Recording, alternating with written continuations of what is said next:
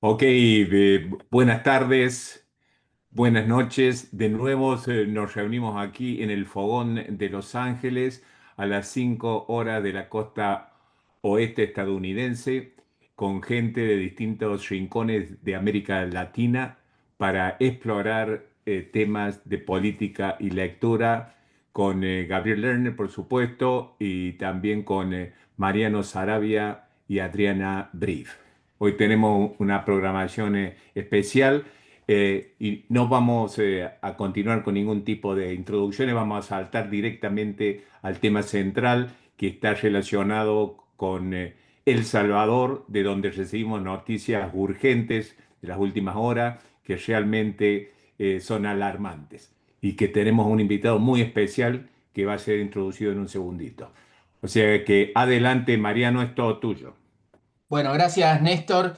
Ya se van a ir incorporando los compañeros y compañeras de todo el continente. Muchas gracias. Hoy, como decía Néstor, es un programa destinado íntegramente a El Salvador. En la primera parte va a estar Manuel Flores, que es secretario general del Frente Farabundo Martí de la Liberación Nacional. Ya enseguida Raúl Yarul lo va a presentar. Y en la segunda parte, Juana Ramos, una poeta salvadoreña, lo va a presentar Adriana Brief. Quería simplemente mostrarles la camiseta del Salvador. Ustedes saben que yo soy coleccionista de camisetas, un homenaje para los hermanos salvadoreños, justo en el día posterior a lo que se ha conocido, que es esta suma de los poderes públicos y ahora también reelección indefinida. Ya lo van a explicar seguramente Manuel y Raúl. Llama la atención el silencio de Europa y de Estados Unidos, que en otros casos parecidos, no iguales, pero parecidos, siempre han estado muy rápidamente preparados para condenar, ¿no? En este caso con Bukele no. Así que bueno, sin más, le doy la palabra a Raúl Yarul para que presente al primer invitado. Bueno, muchas gracias, Mariano, Néstor, Adriana, Carlos, a todos, Francisco Lozano, también compañero de El Salvador, y gracias, Manuel, por aceptar la invitación.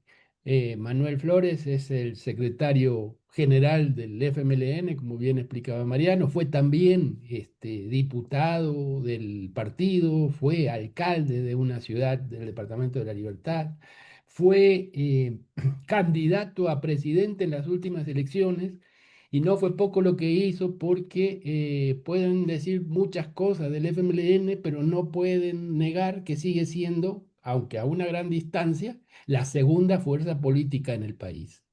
A pesar de los pesares y de la forma en que ustedes conocieron cómo se llevó. En aquel momento creo que Manuel estuvo con nosotros. En este momento eh, llega justo, coincide, íbamos a hablar de la cuestión del Congreso, que es una actividad que prácticamente creo que es única en América Latina por las características que está llevando, pero al mismo tiempo hay que meter eso con la realidad que se nos impone. Y para eso, sin más, preferiría yo darle la palabra y agradecerle a Manuel nuevamente y que nos cuente en unos, no sé, 15 20 minutos qué es la visión del partido acerca de la situación, cuál es la situación, si puedes también abordar alguna cosa del Congreso sobre las características que tiene, para que después los compañeros pudieran hacer algunas preguntas. Gracias. Gracias Raúl, Muy bien. gracias compañeros y compañeras. Realmente es un gusto platicar con ustedes, amigos y amigas de lucha. Y creo que estos espacios son importantes para conocer las versiones de lo que ocurre en cada uno de nuestros países, muchas veces olvidados. Yo he sido un crítico siempre cuando los procesos no son acompañados. Pareciera que la izquierda solo es importante cuando gobierna. Cuando no, no. Esa es una crítica que hay que hacerse. Y precisamente en esta consolidación de las dictaduras es también parte responsabilidad de lo que no se consolidó cuando gobernamos. Esta gente viene del FMLN, se infiltró en el FMLN, se metieron en el FMLN. Menospreciamos El poder de la CIA, el poder del imperio, lo menospreciamos a veces. Son malos, son maquiavélicos, pero eso ya no se puede cambiar. Anoche hubo un golpe de estado parlamentario utilizando las artimañas de la aritmética. 57 votos de 60 manosearon el artículo 148 de la Constitución y a través de un decreto reformaron la Constitución. En una misma noche, 2 plenarias, en el mismo momento, la sanción del dictador y 20 minutos después ya estaba publicado en el diario oficial. Así de sencillo. Esas reformas y esas propuestas, lógicamente, las vinieron preparando por años, desde que llegaron. Se lo encargaron al vicepresidente, que fue antes un brillante jurista, el padre de un héroe asesinado durante la guerra, pero que al final sucumbió ante el poder. Félix Ulloa Hijo, que siempre dijo que iba a dar su vida para evitar la reelección presidencial y la consolidación de una dictadura. Y ahora está elevando una copa celebrando con el dictador, porque es su vicepresidente. Pues ahora en la noche consolidaron el golpe, reformaron la Constitución. ¿Para qué? Primero, para ratificar la reelección. O sea, están aceptando que la anterior elección fue inconstitucional e ilegal, donde él participó y no podía. O sea, nosotros le dijimos al pueblo anoche y ahora en la conferencia, ¿se dan cuenta? Están aceptando la violación de la Constitución y de las leyes del país. Después de eso, la siguiente reforma es adelantar las elecciones para el 2027 presidenciales. ¿Para qué?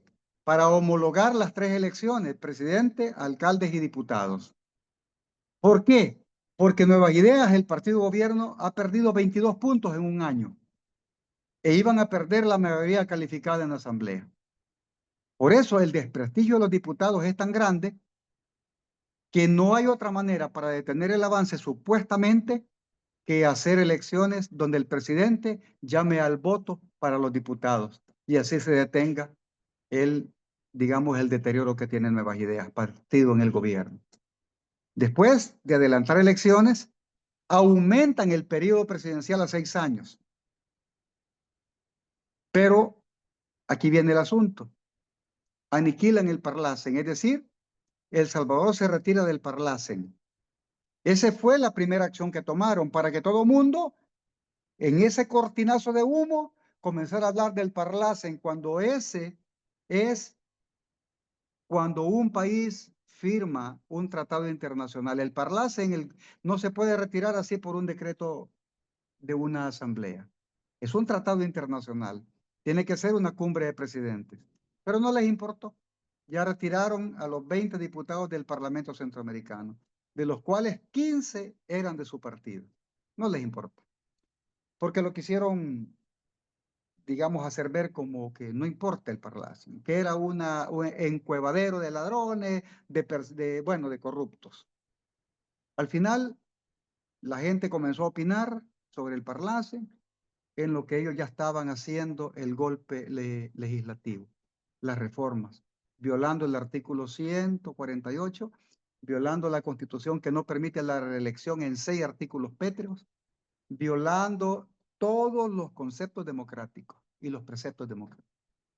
Al final, como eso de las 12 de la noche, finalizaron las 2 plenarias.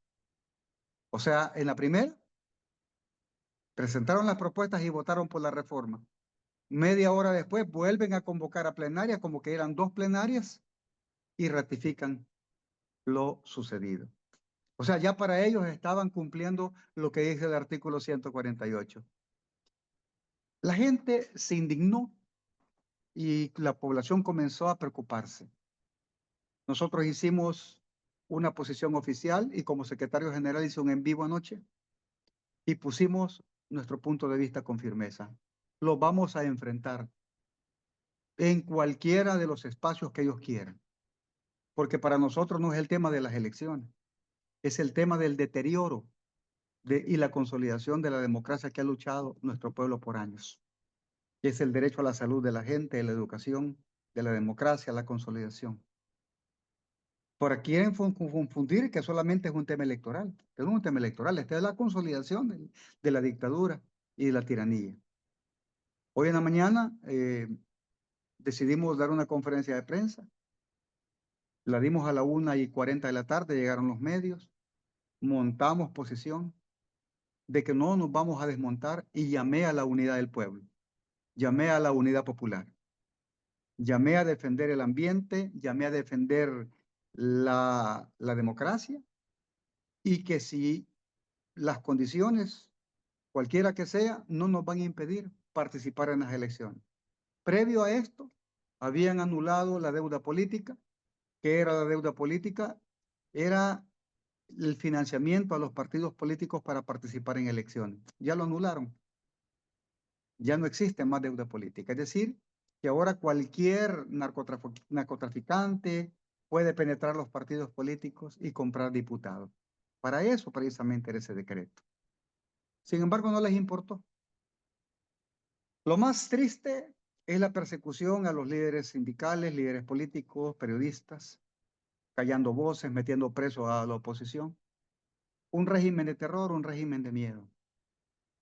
Sin embargo, han aparecido voces respaldando nuestra posición, respaldando nuestra lucha interna.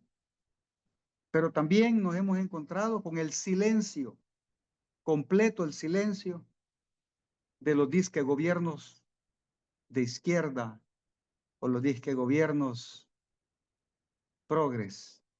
Ninguno se ha pronunciado, ninguno. Entonces, ¿qué significa? Que hay luchas diferenciadas. Y eso ya lo entendimos. El FMLN ha sido siempre un partido solidario, ustedes lo vieron durante décadas. Y también estamos conscientes que estamos en épocas diferentes, pero duras. Yo vengo de la base del partido, no fui comandante, soy el primer secretario general no comandante. Y por supuesto que estamos consolidando el partido, estamos en Congreso, un Congreso que lo estamos desarrollando en los 14 departamentos con la base en sus territorios. Estamos en la consolidación de la propuesta, la gente opina, la gente menciona, la gente participa. 3 meses vamos a trabajar en los territorios con la gente, en los 14 departamentos y con los afiliados también que viven fuera del país, en cualquier parte del mundo, que son afiliados. La consolidación de nuestro partido también depende mucho de la opinión de nuestra base. Las decisiones, si participamos o no en las elecciones, va a depender de la Convención Nacional de diciembre, inmediatamente después del Congreso. No son decisiones de cúpulas, son decisiones de la base. Y eso es precisamente lo que queremos reconstruir desde abajo.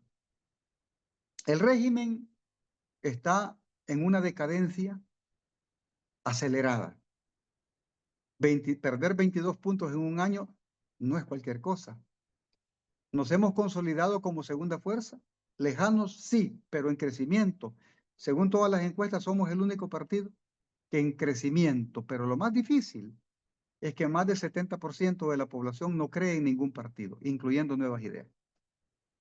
Y además, en las encuestas dicen que el 70% aproximadamente de la población no opina en contra del gobierno por miedo de ir a la cárcel. O sea, que estamos ante un régimen de terror.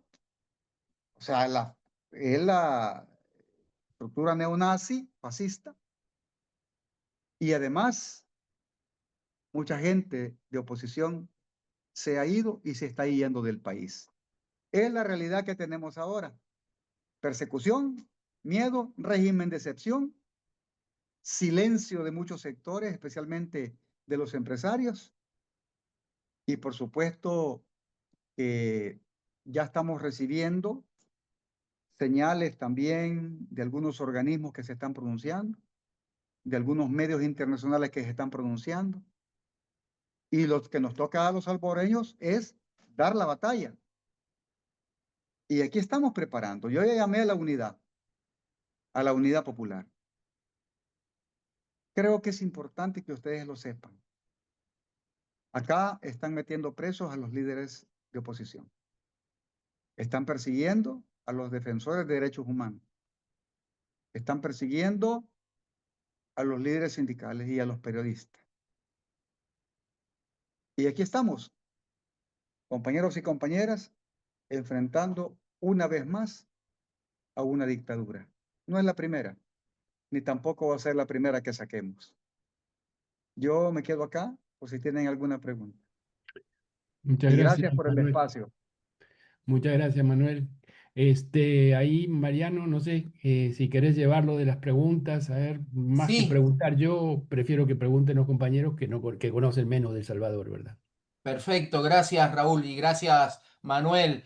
Es cierto eso del ejemplo histórico que ha dado el pueblo salvadoreño en distintos momentos. Ahí Máximo tiene una pregunta desde México. ¿Querés hacerla, Máximo, por el micrófono?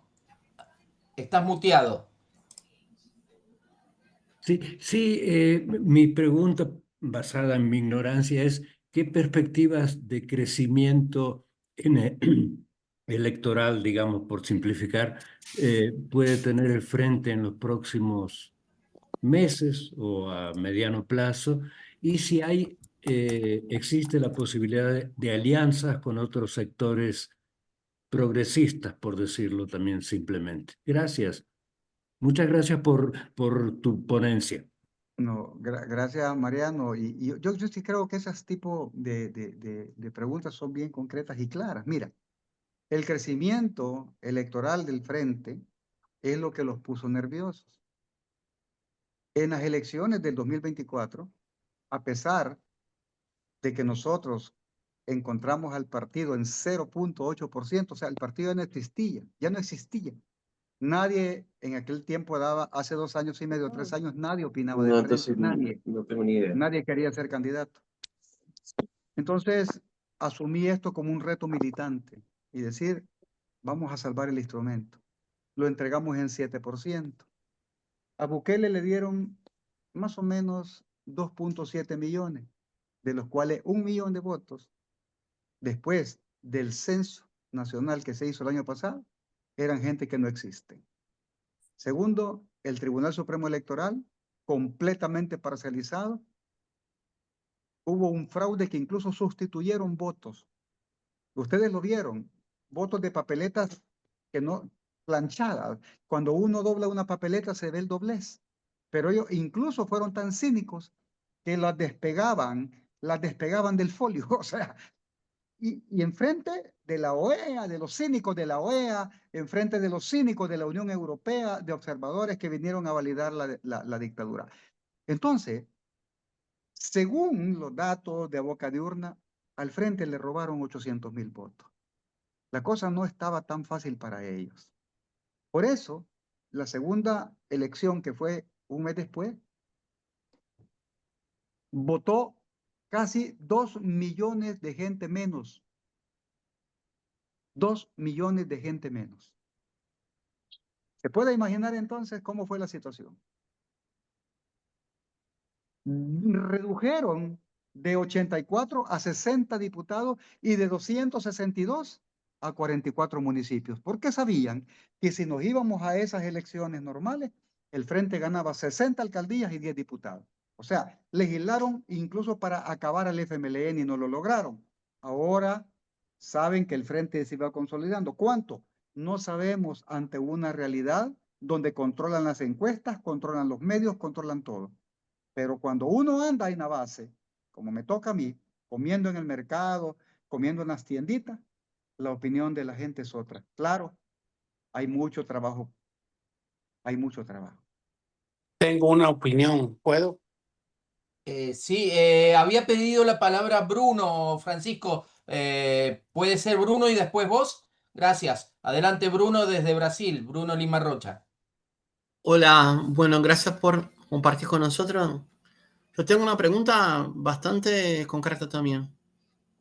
Si por acaso el Frente vuelve a ganar la institucionalidad burguesa de democracia, si hay un plan finalista para no permitir que por lo menos este grupo de poder vuelva. O sea, algo en ese sentido. Primero hay una situación bastante difícil, hay que derrotar la consolidación del poder.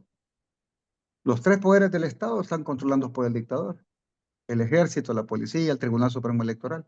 La lucha va a ser larga, no va a ser una elección la que va a derrotar al dictador. Difícil. Pero hacia eso vamos, hacia una lucha larga. Ya tuvimos una lucha militar larga por décadas, hasta sacar la dictadura militar. Ahora, los grupos fácticos son los que manejan a los gobiernos. Pero alguien dijo algo bien cierto: cuando tienen respaldo internacional es más difícil sacarlos. Y ha callado todo mundo Estados Unidos. Y fíjate qué raro, un día antes de la consolidación del golpe de Estado, se fue el embajador de Estados Unidos de El Salvador. Un día antes. Fue condecorado, le dieron una orden y se fue un día antes de lo que ocurrió, para no dar declaraciones. De allí nadie más. Precisamente porque anoche fue 31 de julio y ahora comienzan las vacaciones en El Salvador, las vacaciones de agosto. Fíjate, son perversos, son maquiavélicos. Hoy todo el mundo anda de vacaciones. Los medios andan cubriendo las vacaciones. Por esa razón, sacar a estos grupos va a costar. No sé si yo lo voy a lograr ver, pero no es tan fácil como en otros lados, cuando ya consolidaste un golpe de Estado. Controlan todo, hasta el tribunal, que hoy sacó un pronunciamiento cuando hace 2 meses anunció que el proceso electoral ya estaba abierto. Hoy sacan un comunicado diciendo que se van a adaptar a las últimas resoluciones de la Asamblea Legislativa. Así están las cosas. Adelante, Francisco Lozano, por favor. Sí. Primeramente, antes de dar mi opinión y hacer unas preguntas, quiero establecerte que soy de izquierda, siempre he sido de izquierda, siempre he apoyado al frente y estuve en la primera elección de Bukele y en la segunda elección como periodista. Trataron de arrestarme 3 veces como periodista en la segunda reelección, cuando estaba cubriendo el fraude de los diputados, y Hispanic LA, Néstor Fantini, pues me ayudó a que no me arrestaran, y mi pasaporte estadounidense me ayudó. Habiendo dicho eso, el problema que enfrenta el frente son las acusaciones de robo del expresidente del frente. El, ah, ¿Cómo puede el frente recuperarse de eso, donde la gente se sintió completamente defraudada después de haber combatido una guerra, después de haber llegado a los acuerdos de paz, después de haber sido reconocido como un partido en las elecciones y ganar elecciones? Y ahora con eso de que las acusaciones de robo del presidente, del último presidente del frente, ¿cómo puede recuperarse el frente ante esto para poder contrarrestar? Obviamente estamos en una dictadura y lo de ayer, lo de hoy, lo corrobora. Algo que los periodistas hemos venido diciendo desde el primer año de Bukele, de que iba a esto, y que la gente nos mofaba, se burlaba de nosotros cuando hacíamos eso, y ahora pues es más que obvio. Obviamente también cuando termine la presidencia de Trump, que quién sabe, que también tratará de extenderla, El Salvador probablemente no va a tener el apoyo, al igual que no lo tuvo con Biden.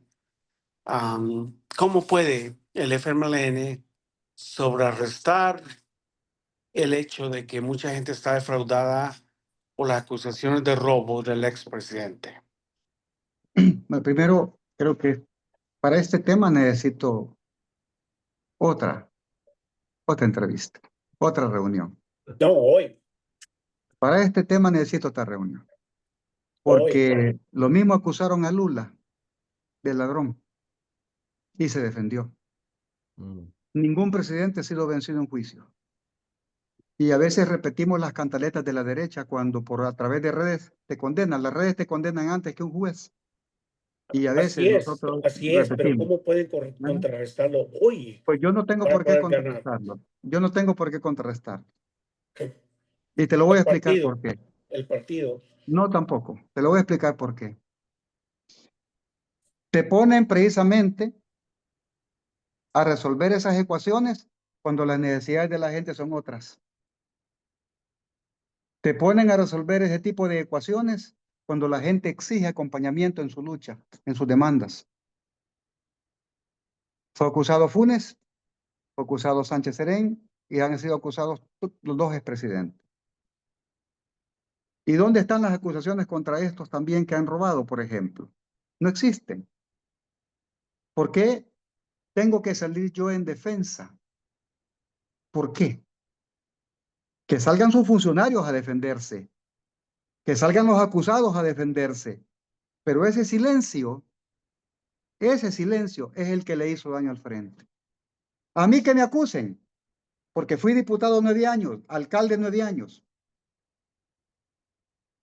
Y es precisamente lo que uno multiplica, lo vuelve cómplice. La derecha te señala, la derecha te acusa, te crea los coros celestiales de acusación y entonces ya te pone a dudar. Estos temas son temas de un debate más profundo.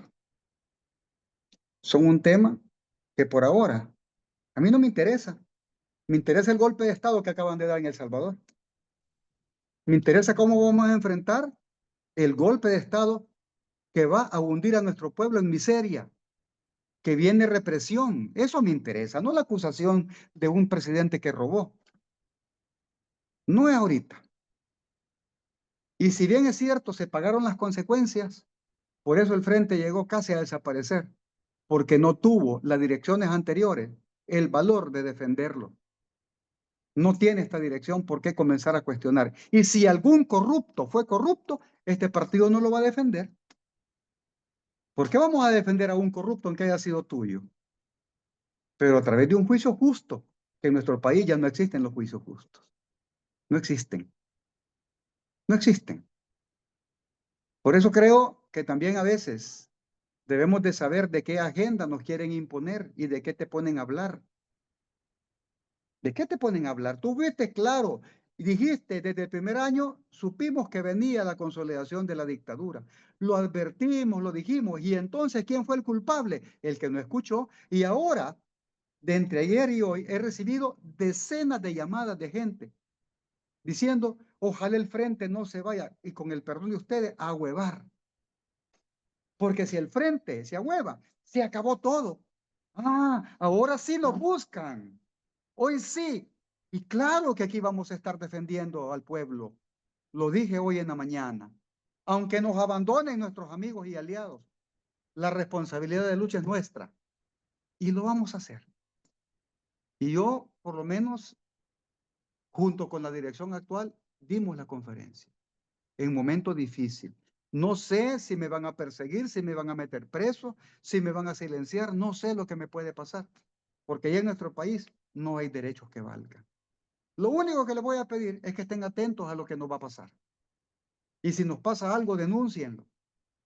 Denúncienlo. Denúncienlo. Ayúdennos a denunciar. Ayúdenme a preparar condiciones para ir a sus países a dar la alerta a un seminario, a un foro. Ayúdennos. Ayúdennos. Alerten en sus países la consolidación del buquelismo porque veo que están creando partidos y lo están viendo como alguien extraordinario, cuando lo que es un fascista, depravado, neonazi, un vulgar dictador. Ayúdennos. Yo les pedí a los compañeros ecuatorianos, llévenme para hablar de lo que está pasando en el país. Mi testimonio va a impedir que muchos voten por esa gente. Pero no escucharon. ¿Por qué? Porque yo me convertí el año pasado en el referente que enfrentó a Bukele en las elecciones. Saben que nos daban de 7º lugar y quedamos en 2º. Porque fuimos pueblo por pueblo, pueblo por pueblo, pueblo por pueblo, sin dinero, sin deuda política, sin un solo mensaje en la televisión, sin un solo mensaje en la radio, sin un solo cartel gigante porque no teníamos ni siquiera para la comida del día de las elecciones. Así fue, así fue. ¿Y saben cuántos observadores internacionales vinieron a acompañarme? ¡Ni uno! ¡Ni uno! ¡Ni uno! Y lo digo con propiedad. Vino el hijo de Mel Zelaya a abrazar a Bukele y a felicitarlo, aun cuando el tribunal no había dado los resultados finales. Manuel, hay una pregunta que está queriendo hacer Carlos Coan desde Estados Unidos, pero antes, desde ya te digo que a Argentina podemos invitarte y ya después vamos a arreglar con Raúl eso. Adelante, Carlos Excelente. Coan. Muchas gracias. Primero que nada, gracias Manuel por venir y compartir con tanta pasión el amor por tu pueblo. Mi pregunta es breve, en realidad. Yo reconozco que soy muy ignorante con respecto a lo que pasa, la historia y cómo se construye la sociedad salvadoreña. Brevemente, la clase dirigente del Salvador, que me imagino que es minúscula comparada con la población, pero muy poderosa económicamente. En qué basa el poder económico de esa clase dirigente? Y la segunda pregunta relacionada es, yo imagino que Bukele pertenece a esa clase dirigente, es tradicional, es de una familia tradicional de mucho dinero. Primero, el origen de él es palestino, Ujú. pero palestino que respalda a Israel. Él, no su papá. El papá de él fue una persona muy cercana a nosotros, que ya falleció. El papá de él era el principal dirigente del Islam en El Salvador, Islam suní, era suní. Prácticamente, lo puedo decir, un wahabista.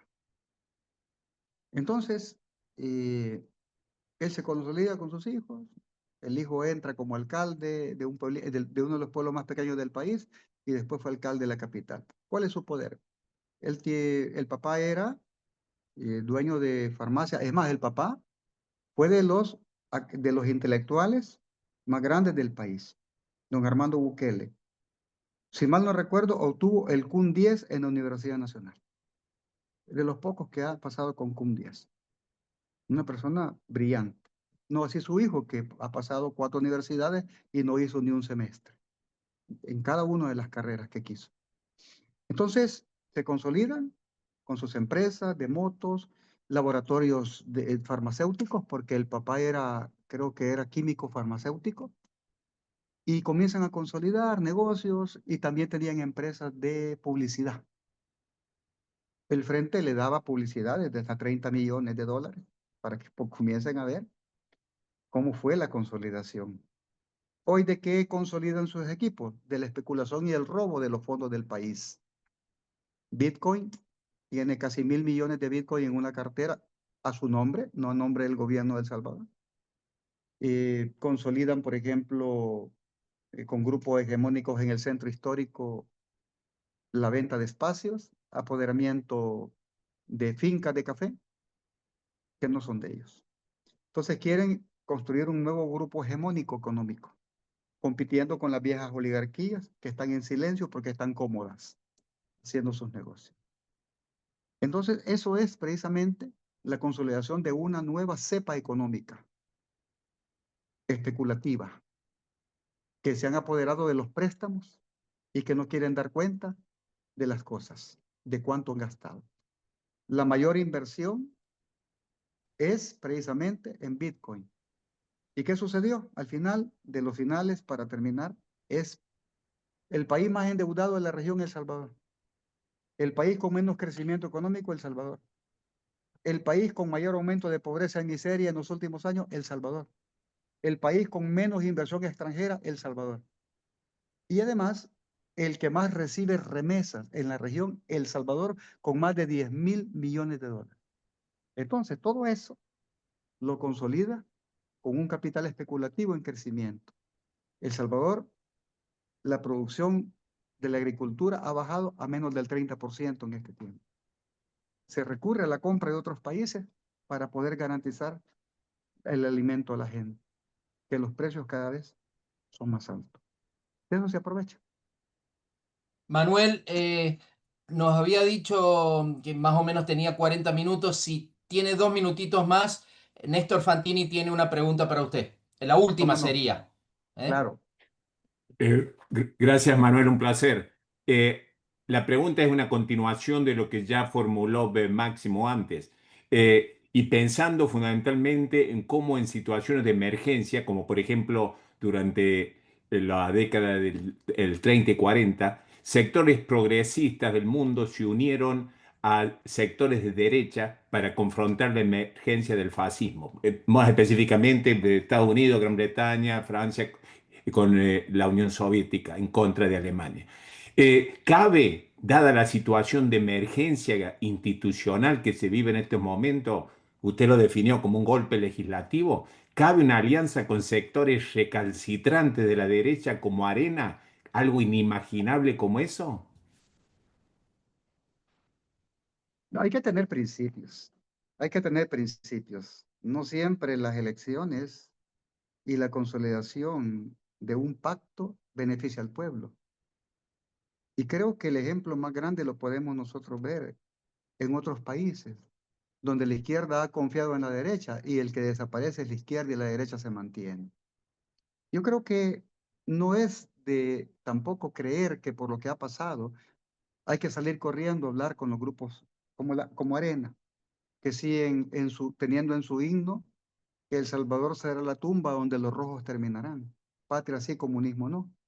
Donde ellos son los principales acusadores contra Cuba, Venezuela, Nicaragua y los gobiernos revolucionarios, que son los primeros en oponerse a una relación con China y El Salvador y la región, que son los que encabezan, digamos, las relaciones con Israel.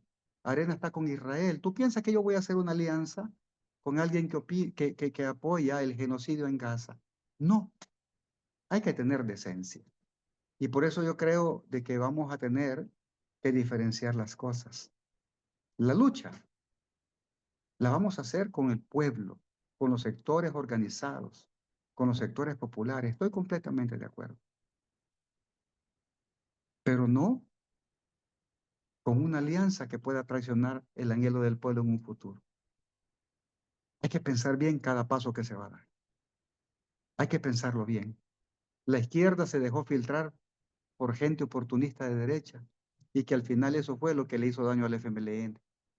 Estuvieron dentro, te traicionaron desde adentro y ahora están con este gobierno. A veces, por persignarnos, nos adueñamos. Manuel, Gracias. bueno, le doy la palabra a Raúl para que cierre. Muchas gracias por estos minutos. Le pedimos simplemente que nos tengan al tanto de cualquier situación. Sabemos que, como dice usted, es una dictadura, no hay Estado de Derecho y cualquier cosa que pueda pasar, cuenten con nosotros, por lo menos para difundir, ¿no? Y para apoyar. Cuídense.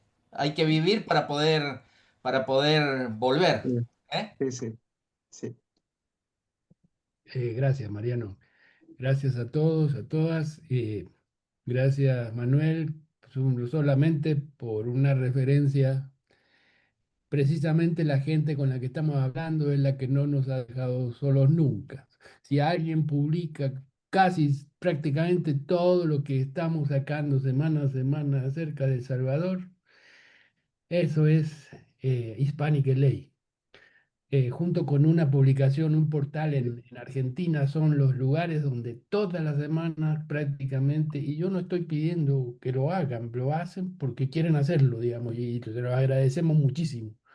Pero en todo caso, lo que intentamos a través de eso es mantener precisamente la posibilidad de que la gente no tenga el problema que estaba planteando Carlos, que decía, no conozco cómo está constituida esa sociedad, cómo se conformó todo.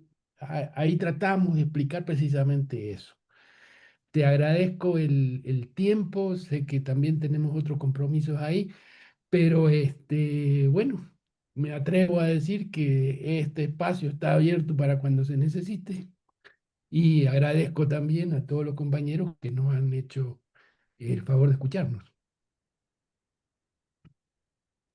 Bueno, No, yo muchas les agradezco. gracias a Manuel y a Raúl. Le doy a Néstor, no sé si quiere hacer un cortecito de un minuto para pasar a Adriana Briff Sí, y el segmento cultural. sí, sí, antes de cerrar el segmento, ahí veo que está Gabriel Lerner, el Ujú. fundador de Hispanic LA, y me gustaría, o sea, que si Gabriel, ya que nos dio el tiempo al comienzo, si quiere cerrar por lo menos este segmento. Ujú.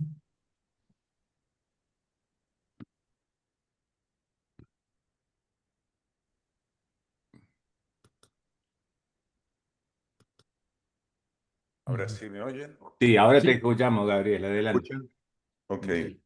No, con la sorpresa del día, justamente esta mañana tuve un desayuno con alguien que sí se consideraba comandante y nuevamente surge la pregunta de dos palabras, lucha armada, que es no se ha mencionado, pero que como respuesta a la represión que se está viniendo puede llegar a ser una posibilidad. De cualquier manera, Manuel, te agradezco mucho por la presencia y por las explicaciones. Y en Hispanic LA vamos a ser eco de estas declaraciones y de la situación en El Salvador en el futuro. Gracias. No, gracias, gracias a todos ustedes, gracias. Yo sé que muchos fueron solidarios, son solidarios, seguirán siendo solidarios y se los juro, yo le agradezco mucho al profe Anaya del PT, siempre estuvo firme con nosotros en todo momento. Yo le agradezco a los compañeros que estuvieron apoyando el Partido Comunista de Argentina, de Canadá, varios, vinculando, respaldando desde lejos, con sus análisis que se hacían, pues que me ayudaron mucho, incluso mi discurso. Yo con ustedes estoy aprendiendo muchísimo. Estoy aprendiendo cada día más, porque así debe de ser. Yo le pedí a Raúl hasta las 6:40 porque voy a entrar a un Zoom con la militancia de Canadá que me está esperando para hablar precisamente del tema del Congreso. Un abrazo revolucionario para todos y todas. Muchas gracias, muchas gracias. Este fue Manuel Flores de El Salvador, secretario general del Frente Faramundo Martí de Liberación Nacional. Pasamos entonces a un corte de 30 segundos y vamos a continuar en unos momentos con Adriana Brief y la sección de literatura. Muchas gracias.